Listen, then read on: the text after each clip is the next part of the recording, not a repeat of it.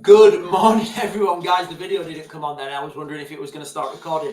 Guys, good morning. We're going to be talking today about Poland closing the airspace down over Ukraine. For those of you who've been watching my channel, I've been saying this since like March. I've been saying it's coming at some point and it'll happen whenever these guys, whenever it's planned to happen. Also, there's more rhetoric now out of the Falkland Islands. People are starting to talk about this thing. Guys, again, I'm going to do these two together because, I've spoke about this a lot and I keep saying these things are going to happen. Looks like our political class are just absolutely blind to the situation. And, what we're going to have, guys, mark my words, we're going to have the Polish flying F-16s over Ukraine, closing the airspace.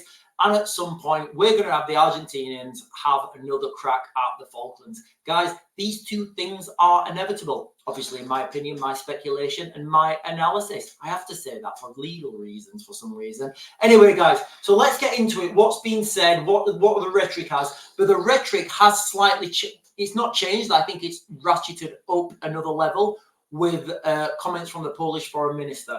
So the Polish foreign, if I can find it. So the Polish foreign minister here, guys. Polish foreign minister, Poland should protect Ukrainian nuclear plants from Russian missiles.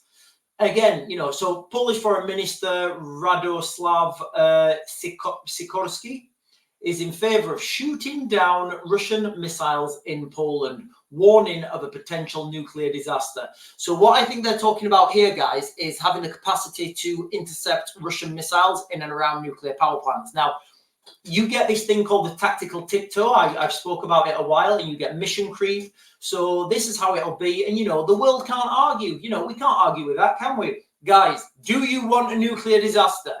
No. Okay, let us close the airspace down. Okay. Right, we shot 12 missiles down. Where were they heading? Well, they might have changed course and headed towards a power plant. So as soon as you open this, as soon as you open this can, you can't close it, and then you get mission creep constantly. Speaking from his own viewpoint, Sikorski, I'm going to call him, Sikorski, said Poland had the legal right, there we are, guys, to shoot down stray Russian missiles, who decides it's stray, and drones that enter Polish airspace. However, he acknowledged that Poland has not yet shot anything down and that Warsaw has not yet made a decision. Guys, it's coming. Be under no illusion. This is like they're pre-warning us. Russia can no longer dictate to us how we defend our own country. And again, comments that are fair. We both have a constitution and recognized in international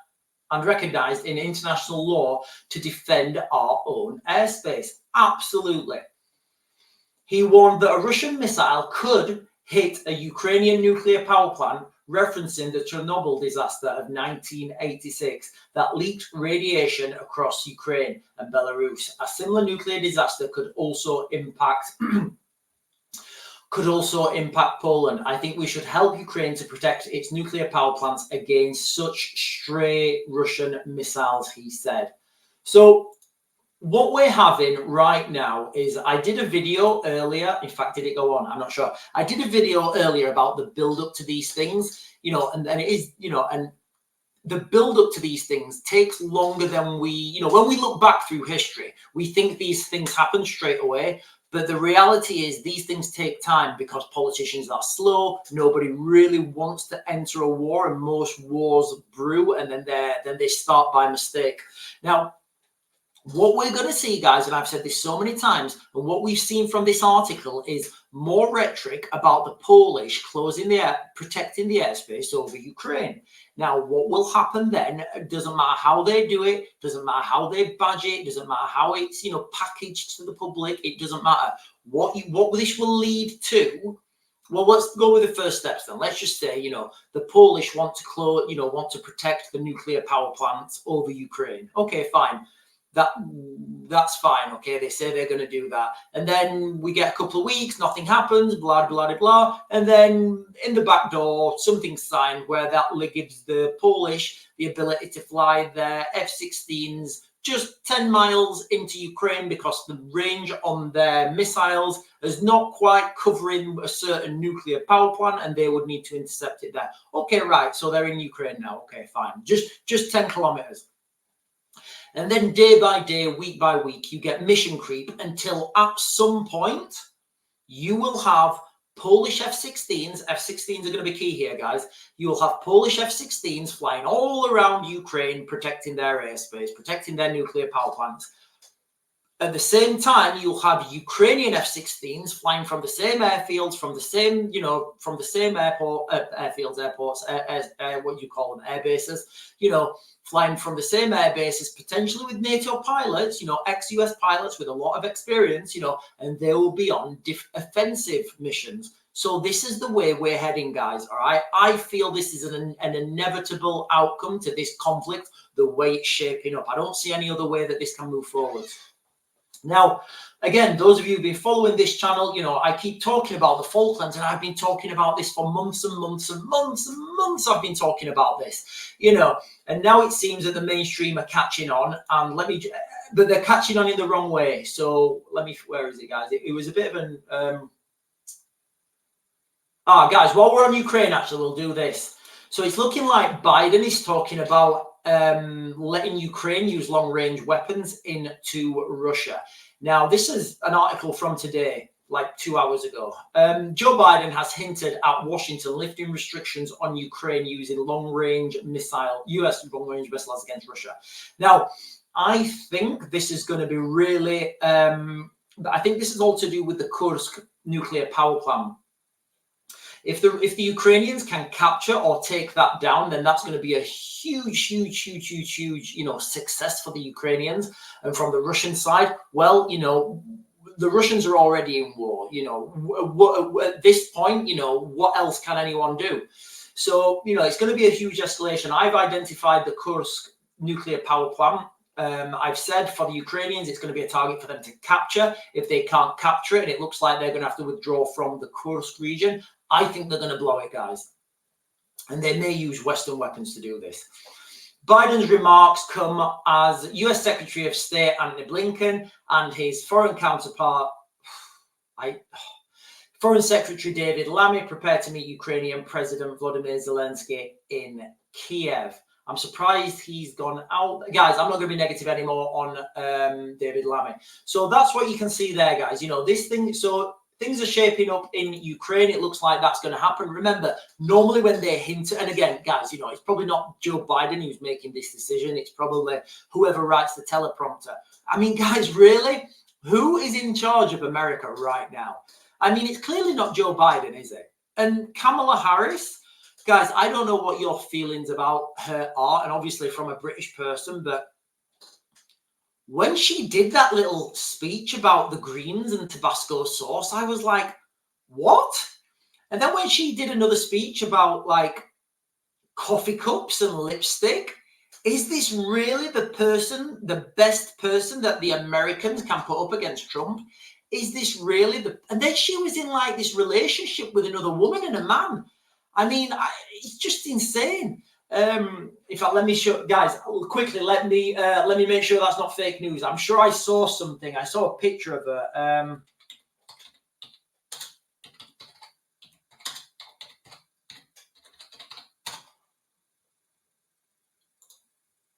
Hang on.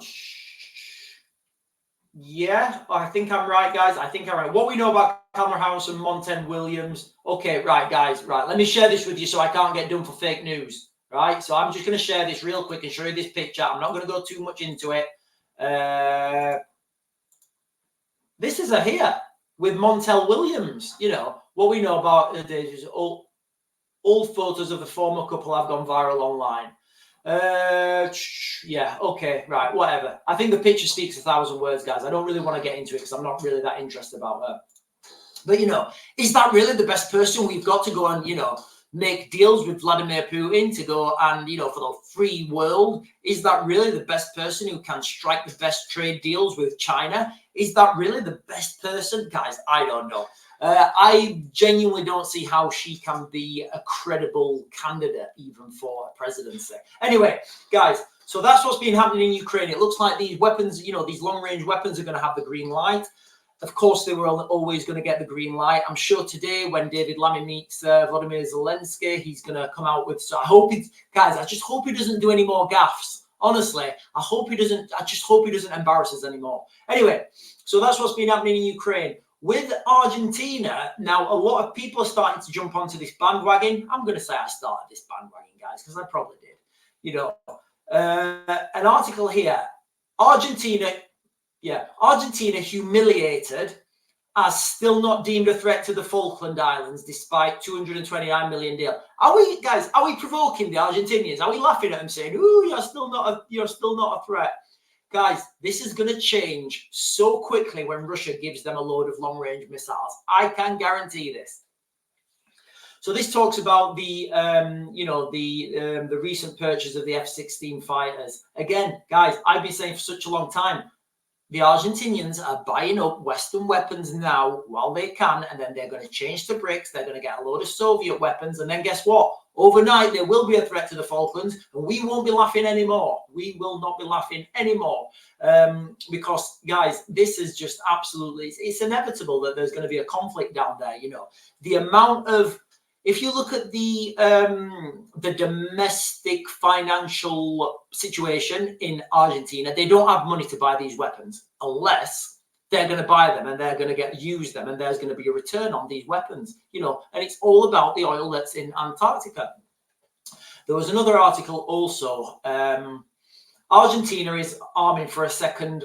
Well, let's share this because this one's a bit more. This one's has a bit more meat to the bones, and it's a bit more credible, because the other articles are from like UK based, UK based outlets, and it's just ridiculous. Is Argentina arming for a second Falklands war with F-16 fighter buy? Now, it's not just the F-16s that they've bought.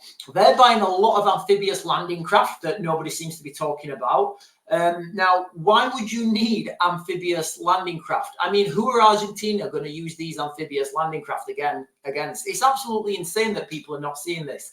Argentina bought 24 used F-16s. Key points: Argentina's purchase from Denmark, a deal approved by the US to prevent them from turning to China for its military hardware. So remember what I said months and months and months ago, guys. I said Millet is playing the game here. He is playing the game, look. So he's been able to buy these so that they don't turn to China for military hardware. But guys, trust me, at some point they're going to turn to China, they're going to turn to the US, and they're going to turn to Russia. Why? Oil, oil, oil. Let's not beat about the bush. The amount of oil down there is, guys, it's colossal. The amount of oil in British territory is colossal. And if Argentina take the Falklands, they will be able to claim that oil. They will then be able to sell that through Russia to China. So it makes guys, there's absolutely no financial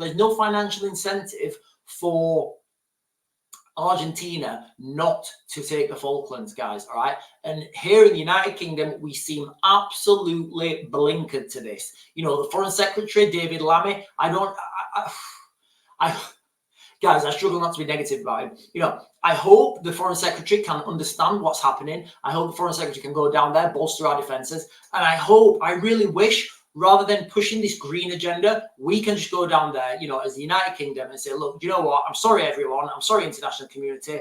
Our country needs this oil. It's in our territory. We're going to take it, which is what I would do if I was in charge. Anyway, guys, that is it. Just a quick update on Ukraine, the situation in the Falklands. These things are heading to conflict, guys, all right? There's no way around this. We're heading towards a global conflict on an industrial scale. Anyway, guys, I'm going to back to grid, and I'll